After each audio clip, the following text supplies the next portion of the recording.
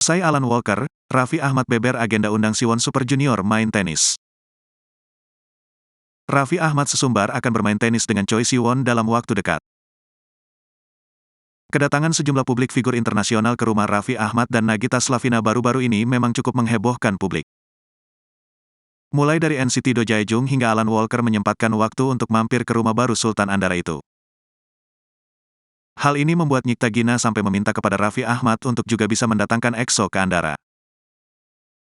Itu disampaikannya saat jadi bintang tamu di acara Ada Rans di Net. Mengejutkannya, Nagita langsung merespons permintaan Gina dengan baik.